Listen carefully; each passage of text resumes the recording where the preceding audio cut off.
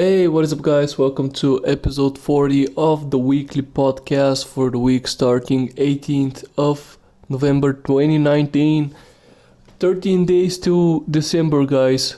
13 days, and you have to put up your decorations for Christmas.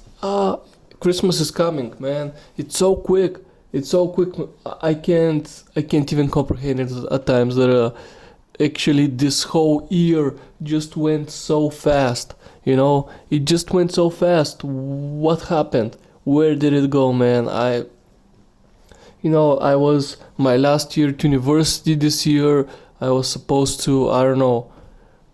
I don't even know what I was supposed to do, man. I was thinking of what am I gonna do, and now it's over. Now I'm looking for a job, and I just, you know, I have to be an adult now. Okay, I'm still not thinking of getting my mastery degree. I guess I'm still a bachelor in my degree of computer science or whatever you wanna call it. But yeah. I'm looking for a job, as I've probably said a million times on this podcast. But yeah, man, it is a thing. Christmas is coming. It went by so fast. Honestly, I can remember like last year when I was at my parents' house, and I don't know, we were just drinking and eating fantastic food. It was just amazing, and now I'm about to do it again. you know I mean, I mean, a lot of things had happened this year, and to be honest, I'm gonna be kind of glad that this year is over. If like the whole New Year, New Look thing comes to mind, if that is a real thing, then I would honestly love it if this year is like over, and I can get a New Year, New Look. Probably, but hopefully at least like a better look and stuff. But yeah. Anyway, um new year, you start a new you, sort of thing. New year, new me. I don't know, I don't really do New Year's resolutions or anything. I kind of come up with goals during the year that I wanna have done and stuff, and so I just do them. But it's not like, oh well, December, I'm thinking, okay, next year I'm gonna start doing this, or I'm gonna start doing that, or I'm gonna do different stuff. That's not a case for me, man. I don't know. I don't think anyone does them though. Does anyone even does their New Year's resolutions? Does anyone even do them? Because I know people come up with them and they're like, I'm gonna stick to that. Especially going to the gym. That's like something that it shouldn't be a New Year's resolution. People just like, okay, New Year, I'm gonna start working out. I'm gonna get in shape. They buy a fitness membership for like a month, and they're like, okay, I paid for it, so I have to go. But then they realize, you don't really have to go. And so they just give up on it the first month. you know oh man, it's dumb. Like, stuff like that are dumb. But hey, I mean, if it helps someone, honestly, if it does help someone, then go ahead and do it. Try it out for yourself. Maybe you're one of those people that is gonna get help by this thing. I don't know. It's all mentally. It's all in your head. You just have to set it up mentally so that you can do something. It's gotta be something that you might not enjoy too much, but as long as you do something that you enjoy a lot. I watched this YouTube guy who was like, how can you do stuff that you don't actually enjoy, and you have to look for things that you do enjoy in the first place. Like, for example, you have an album to listen to. What am I even saying, man? You have like this album of great songs that you like listening to, and then you say to yourself, well, I'm gonna only listen to them whilst I'm in the gym. I'm not allowed to listen to those songs if I'm not in the gym, sort of a thing. And that's how you kind of get used to going to the gym, and you're also looking forward to going to the gym, because you have some great tunes to listen to. So anyway, that's a little bit of something different. And to be honest, I don't know if that works for everyone, because some people are very goal oriented, and if they're just gonna go to the gym, and there's like no goal there, it's just I want to listen to my music, so I'm gonna go to the gym. There's nothing really motivating them in the long run, really, because the those great tunes are gonna be they're still gonna be great tunes probably, but you're gonna get tired of them at one point or another. And then what's the thing that's making you go to the gym? You don't really have any new tunes that are this cool that you're ready to go to the gym for them, sort of a thing. And it's just weird. I don't know if it works for everybody, because that same guy, he did went and say, hey, you should not set up goals, and you should just go and do stuff, which I can see how it can work, because when you have a goal, most of the times your goals are unattainable, because the goalpost always changes. When you're close to your goal, you say, well, push it a little bit further. I need something. I don't know. I can see where that is coming, because uh, when I started working out, I was about 60 kilograms, which is, I don't know, 130 pounds or whatever, something of the sort. And I wanted to be 70 kilograms. That was the thing that I wanted to do. I wanted to be a 70 kilogram dude. Then I went to 70 kilograms, and I was like, but I don't want to be 70 anymore. I want to be 75, And then when I got to 75, I said I want to be 80, And now that I am 80 kilograms, and I'm fairly, I mean, I don't want to say that I'm low body fat percentage, but I am relatively lean compared to most people, and and the thing is, I now want to be 85 kilograms. I don't want to be 80 kilograms, even though I do feel kind of happy with where my body composition is right now. I can always do better, sort of a thing. And this is what actually keeps me personally going to the gym, because I want to improve, I want to get better, I want to hit this next goal. And I do realize that like the more you train, the harder it gets to put on lean mass, to hit those goals, to hit those new PRs and all that stuff. I do know that it's harder, and it starts taking more and more and more time. Whilst in the beginning, I put on 10 kilograms with fairly easily. I didn't have to work too much for them. Whilst right now I am benching triple of the things that I did in the beginning. I'm deadlifting. I didn't even deadlift in the beginning, because I thought that exercise was just gonna give me like hernia or something. I just didn't want to do it, because I thought, oh, it's too dangerous and whatever. And the thing is, I think I'm pretty happy with the fact that I did start doing I just started to do the deadlifts kind of later on in my fitness career, I guess, because at that point I understood the importance of proper form when I started doing them. And I think that was a major plus for me, just because if I in the beginning, if I started doing the deadlifts, I may have blown out my back, I may have done something wrong. Whilst I was when I started doing the deadlifts, my ego was sort of out. I knew that I didn't need to put on a lot of weights so that other people can see how strong I am. I knew that I should do the exercise with the weight that allows me to do proper form. And I started really, I started really like light. I started really light on the weights there, that I had. I was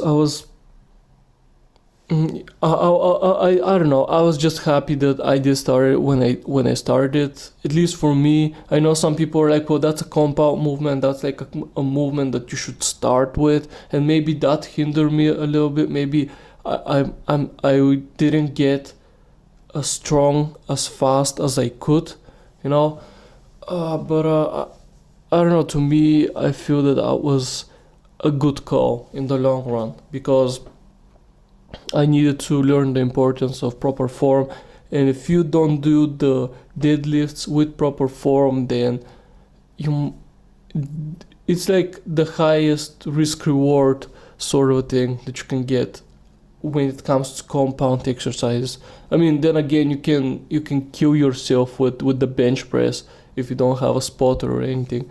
But the thing is, well, I guess with all compounds movement, something horribly wrong can happen. So proper form, and knowing and not letting your ego put on the plates on the bar is like the best advice you can give anyone. But anyway, that was a little tangent that I went on. When it comes to the gym, I do have another one planned, but I think that's gonna be like a later on in the video. First of all, let's talk about the big news, the big YouTube news. I can't believe I'm gonna talk about this, but KSI versus Logan Paul. What a match! What a disgrace to any kind of fighting sport out there. I can't believe that was a thing, man. And I can't believe that they did it a second time. They made so much money out of those. Logan Paul is right now. Oh, I won the second one. I was robbed and stuff, and then you see people are saying no, you weren't, and you see those people that are like not experts, people that have never the only fights they've watched are the KSI versus Logan Paul, the two fights, and that's it. Like those are the only fights they've watched. You got people like I think Cavos. He put up a video saying, "Oh well, this is why KSI won the match," and I didn't watch it, but I'm guessing he analyzed the video, and I'm guessing I don't know what he did in the video, but I'm guessing he was like saying, "Oh well, KSI punched him more times than Logan did, so KSI is the winner," sort of a thing, you know. And I'm not making a case for Logan Paul. To be honest, I didn't even watch the fight. But you cannot be on YouTube and not see videos about the fight in the first place. You know what was the best thing actually about the fight? That there was this dude that was streaming the fight off of the reflection of his glasses sort of thing. So he was filming himself watch the fight on YouTube, and the fight was reflecting off of his glasses, and there were actual people watching that. This guy is a legend, man. This guy goes to the Hall of Fame right next to that other guy that streamed the UFC on Twitch, and he had a controller in his hands, and he was pretending to be playing the UFC game, but he was actually streaming the pay-per-view. Those two guys are in my Hall of Fame forever. Those two guys are fucking legends, and we need to appreciate them even more. Okay, those are the people that one day are gonna save this world that is going to hell right now. People like that. We need more people like them. More people like them. You listening, kids? Aspire, when you grow up, aspire to be one of those great men, because those are the modern day great men that we have right now. We don't deserve them, but we have them. They're here. But all jokes aside, man, yeah, those people are legends. Those people are real legends. Anyway, there was stuff that I was about to talk about the match. You know, oh yeah, yeah. What was the other thing? Like Bradley Martin got into a fight with Vitali. What is it? Vitali ZDTV.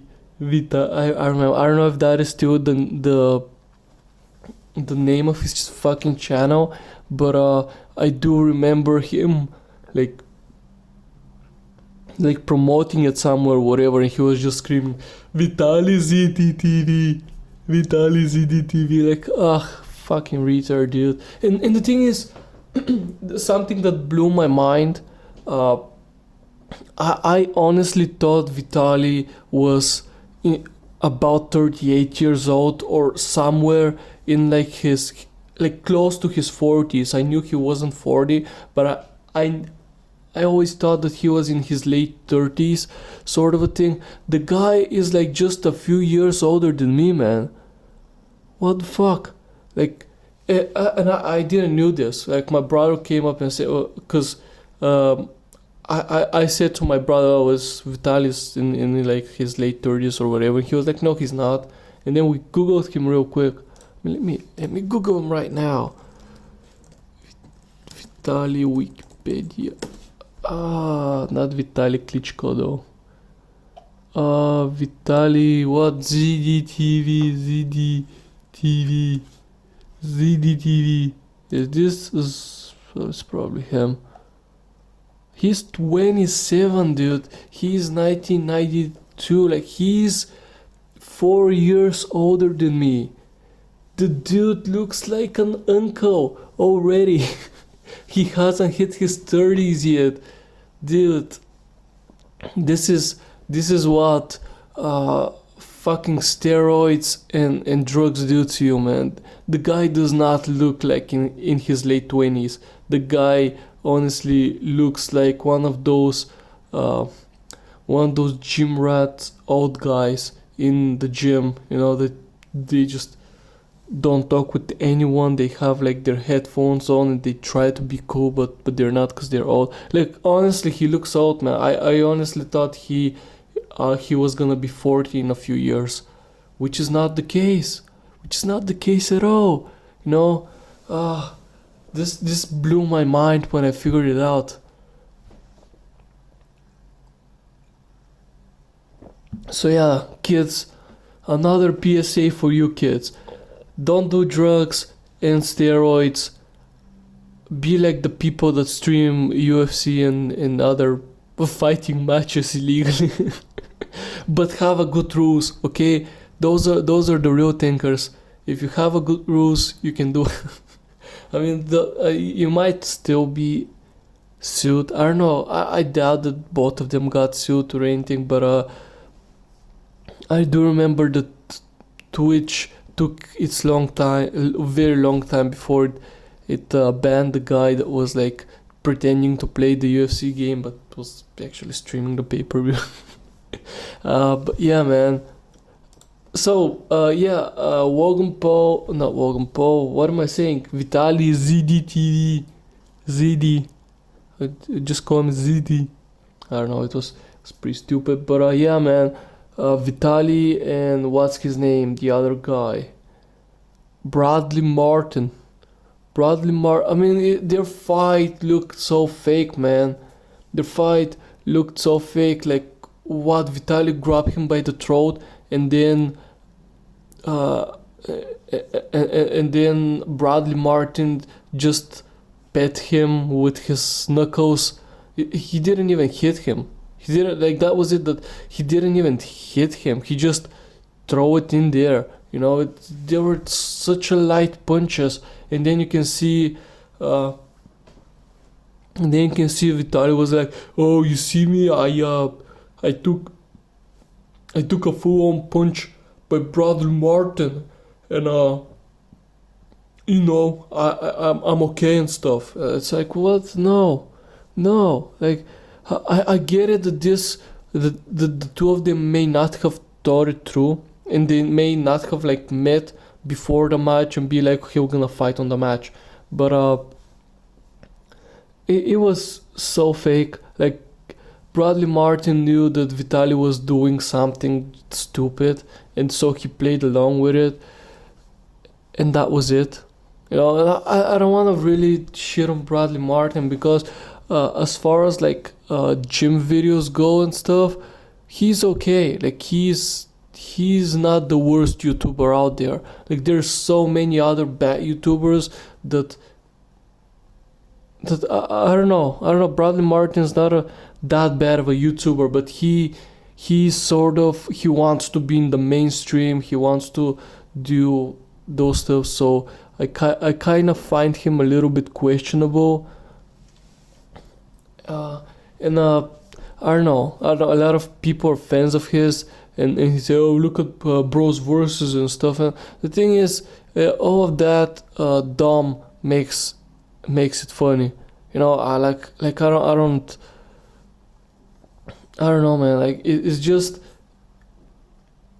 both of the channels, like the Bros versus and Bros Science, is just Dom being funny. It's either Dom being funny by himself or Dom being funny with Bradley Martin, sort of thing. It's not, oh well, Bradley Martin is here, so he actually contributes a lot to the channel. Like, no, he's just there.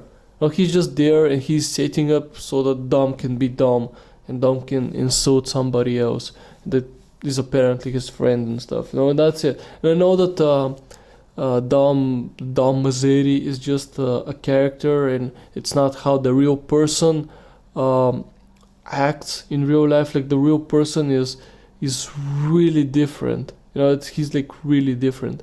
But IRL and stuff, it's not at all what he is. But he plays good. He plays the good person. So yeah, I'm a fan of Bro Science. That's a good channel, not for like fitness tips or whatever, because it's all parody. But it's very likely that it's parody. Nobody goes there for like actual fitness advice. But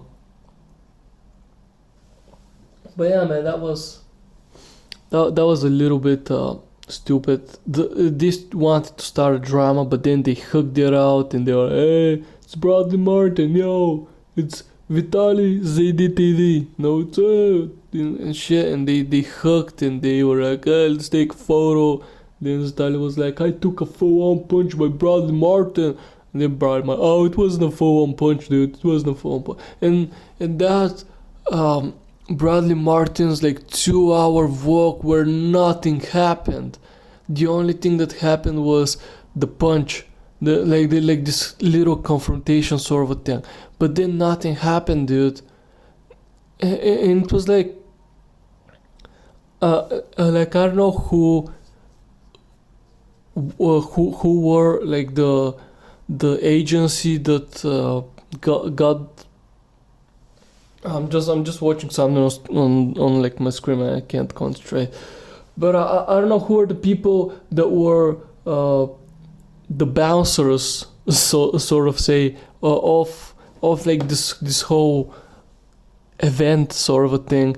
But they didn't do their job right, because when you see people fighting in the crowd, you kick them out. That's just a no-brainer. You see people that are fighting in the crowd, that's it, you gotta go. There was a guy that snuck up on the ring, and then the bouncer people they're not called bouncers, but still the security people, they just ripped him down, and they just put him back in the crowd. They didn't kick him out. You kick those people out, man. That's the thing. That's how it's supposed to happen. It was like a very poorly made event, and I don't know, it was just for like kids and their parents to go there and watch fights that nobody really cared about. Like, at least in the first event, there were other YouTubers in the undercard, which I guess could be exciting for the people that were looking forward to this event anyway. Because hey, it's not just KSI and Logan Paul; it's even more people. The more people that I know fighting. But you do realize that everybody who is there, everybody who's gonna watch this, is there to watch KSI and Logan Paul. They don't care about people that are not YouTubers.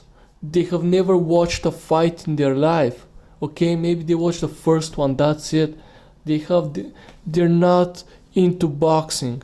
And I know that like whatever company was selling the pay-per-view, whatever, like Design or DZN or whatever it was, I don't care. Like those people were apparently wanting to put on like boxing, mixed boxing fans with YouTube fans or whatever. But you have to realize that YouTuber fans are primary kids of between the ages of 10 and like 14. Those are the primary demographic of mainstream YouTubers these days. So that's it. You can't make kids be into something if they don't know the people that are in there, sort of a thing. It's weird, man. it's pretty weird. I don't know. I'm not gonna. Let's talk about something else. Let's talk about Google Stadia and what a mess that thing is. So there are no games that you can play apparently. I mean, there are a few. There are a few games that you can play, but apparently, even if you pay for their subscription, which should give you like a free game every month or whatever, they can't tell you what is gonna be the free game right now because they don't even know. There's like, give us money and we'll figure it out. We'll figure it out, whatever. So just give us money and stuff. And it's all like one big mess right now. And I don't know. It feels like this is gonna be something that Google is gonna try to make it a thing for like another year or so, and then they're just gonna give up on it, just like the Google Lens or whatever it was else. There's so many. There is a website of projects that Google has killed, and it's so many of them. Some of the things you haven't even heard of. And the thing is, if it doesn't make them money, of course they're gonna kill it off. But then what happens to those early adopters who are like, this is cool, I wanna have it. What happens to those people? Because they have paid a bunch of money for founders packs, for subscriptions, for all of that, and then you're gonna tell, well, you have a controller out of it, I guess, because it's just the controller that they give is just a normal Bluetooth controller. Although I would say that the controller looks good, because it is essentially a PS4 controller, but that looks like an Xbox One controller. Essentially, that's what it is.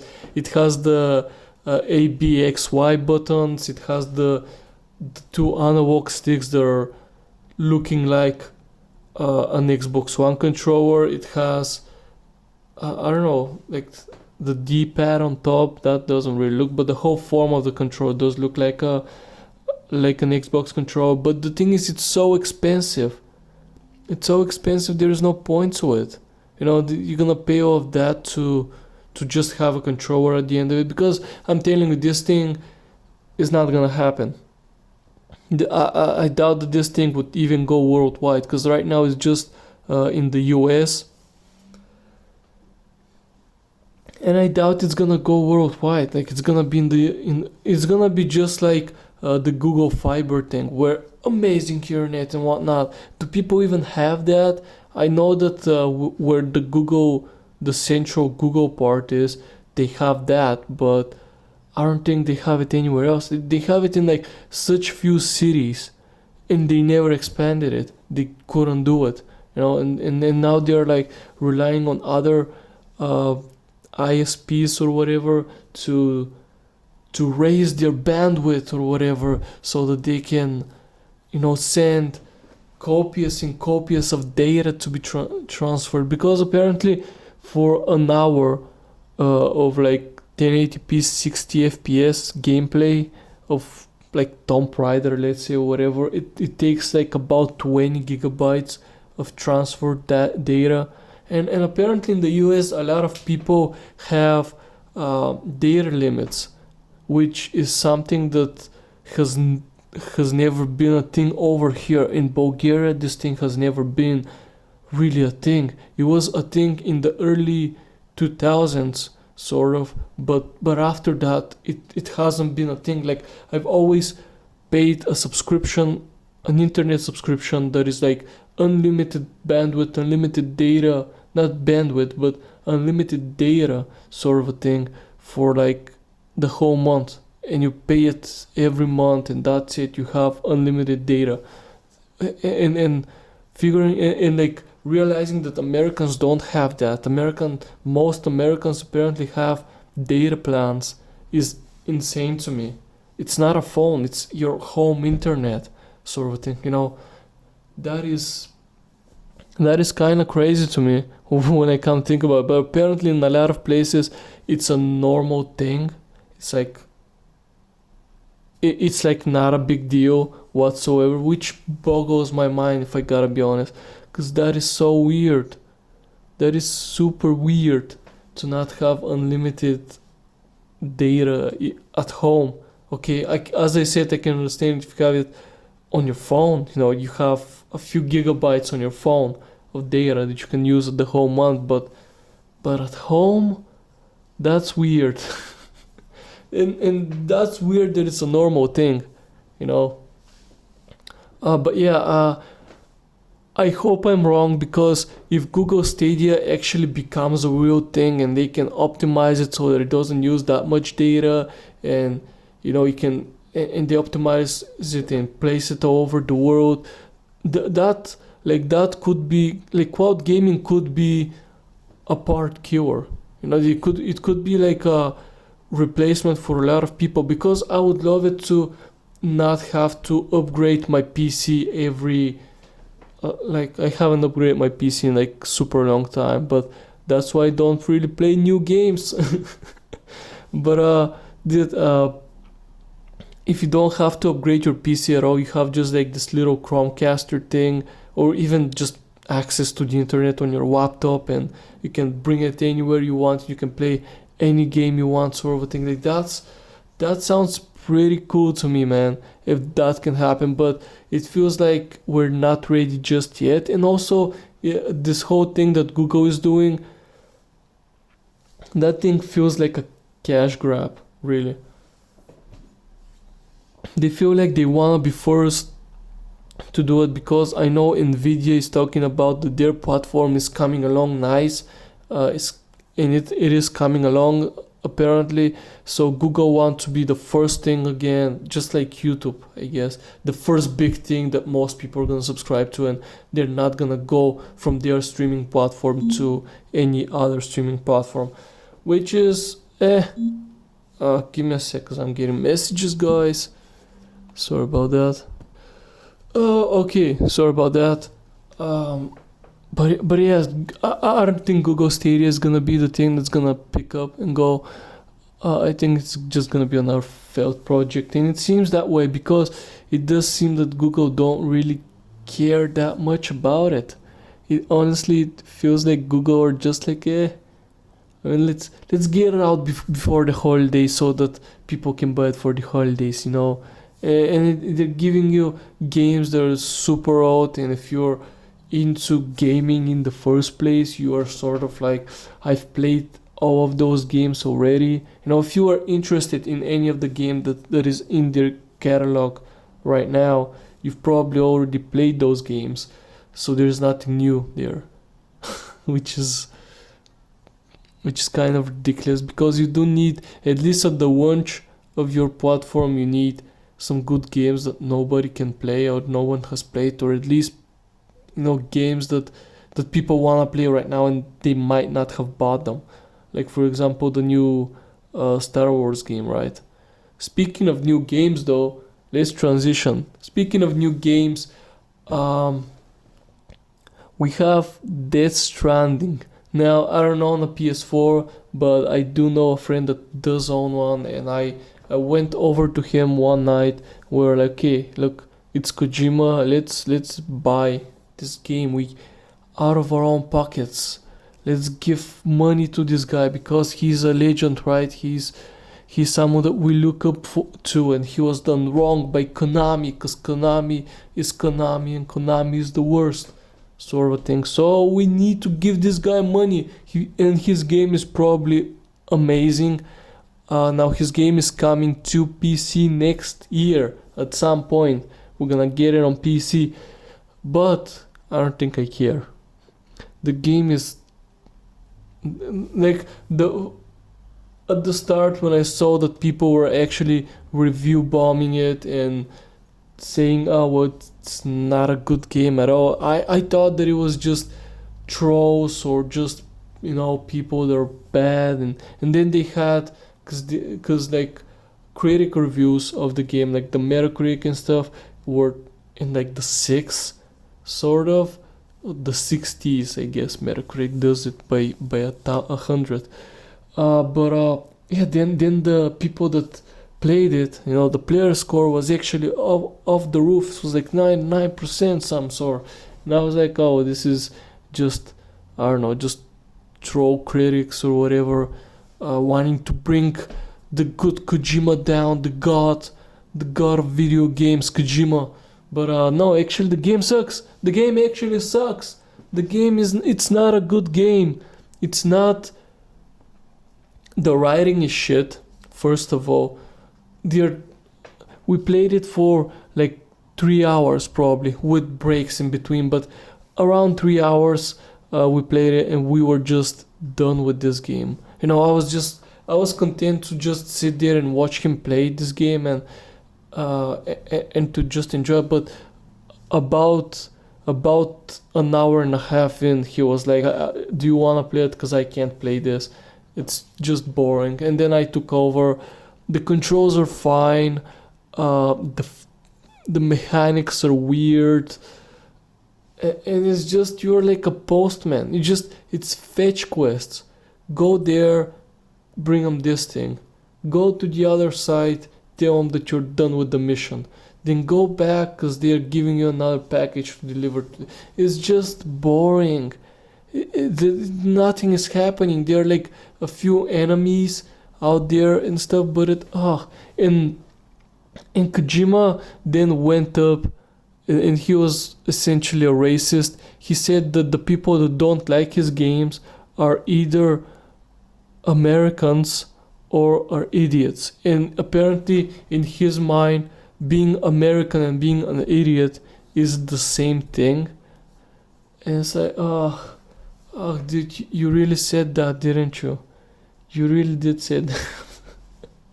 It's like, I don't know, does he has the full Kojima Productions with him? Do they all left?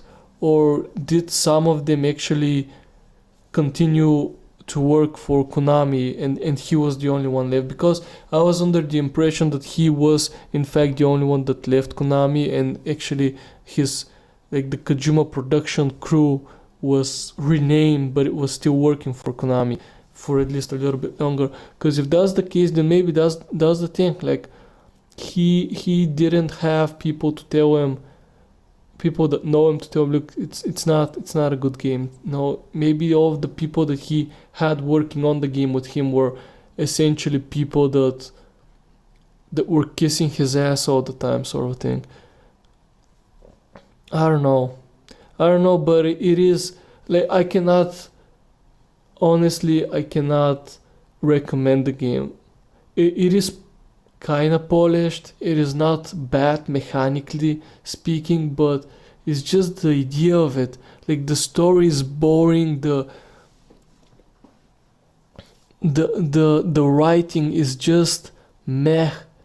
The writing is just, there is nothing interesting. There are no characters that are interesting. Most of the characters are holograms for no fucking reason whatsoever. Now again, I am talking from a person who has about 3 hours experience of the game, and it's just my first hour and a half to my first hour and a half to 2 hours have been watching someone play the game in front of me. I've been talking with him. I've been telling, hey, try this thing, try that thing, but I didn't play it. But then I had like at least an hour with the game myself, and I played it and I did the stuff, and it was boring.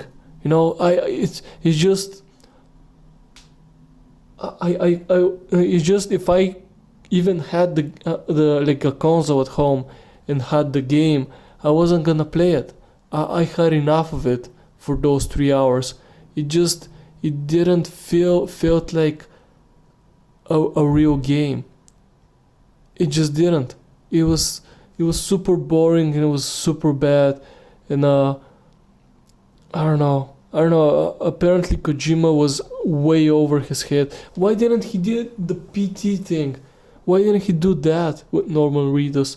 No, he did like this stupid game with Norman Reedus that has a lot of Monster Energy drink sponsors and stuff. That is it. It's stupid. It's stupid. It's not a good game. Kojima, I was expecting more of you, dude. To be fair, there are no microtransactions, there are no loot boxes, there is none of that. There are a few like product placements, like the Monster Energy drink thing, but that's it. That's just it. But the game is not good. The game is just not good, man. And if I was an actual reviewer, I would hate my life having to play through the whole game just to get a review out. I would honestly, that would have probably be like my most dreaded thing I've done the whole year if I was a reviewer. Yeah, I don't know. I was a little bit hyped about it. I was like, oh, well, it's Kojima, man. We didn't really had much stuff to go on to, so it was like, oh, well, it's a mystery what it is. So hey, releasing the game and this is it, and it's not a good game.